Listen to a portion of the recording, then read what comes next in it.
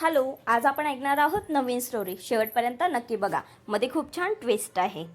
आपल्या स्टोरीचं नाव आहे तिच्यासाठी बदललेला मुलगा. रोहन कॉलेजमधला सगळ्यात केअरलेस मुलगा. ना अभ्यासाची टेन्शन ना फ्युचरची काळजी. फ्रेंड्स, बाईक आणि फिरणं यातच त्याचं आयुष्य चाललं होतं. त्याला प्रेम, फिलिंग्स, रिलेशनशिप या सगळ्या गोष्टींवर विश्वासच नव्हता. पण एक दिवस त्याच्या आयुष्यात सई आली. ती त्याच्या क्लासमध्ये नवीन ॲडमिशन घेऊन आली होती.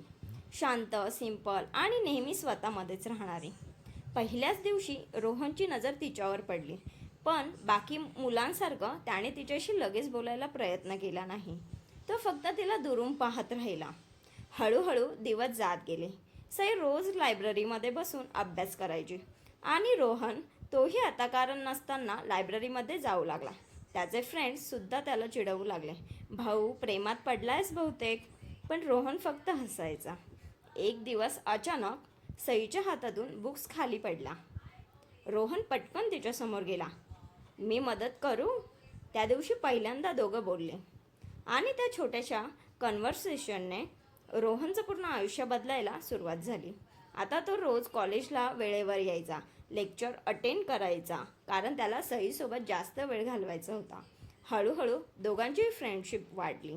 कॅन्टीनमधल्या गप्पा, नोट शेअर करणं, एकमेकांना चिडवणं सगळं खूप स्पेशल वाटू लागलं.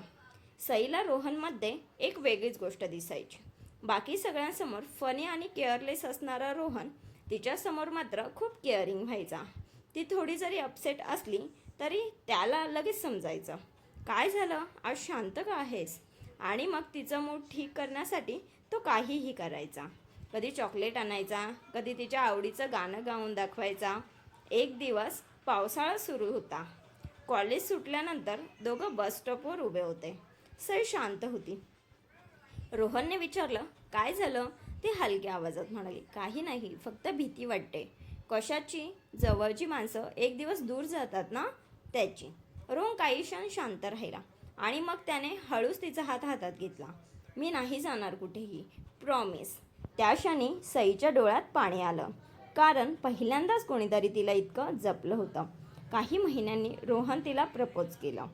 कोणताही मोठा सरप्राईज नाही, ना एक्सपेन्सिव्ह गिफ्ट्स. फक्त तिच्यासमोर उभं राहून तो म्हणाला, मला तुझ्यासोबत भांडायचंय, हसायचंय, रडायचंय आणि आयुष्यभर तुझ्यासोबत राहायचंय.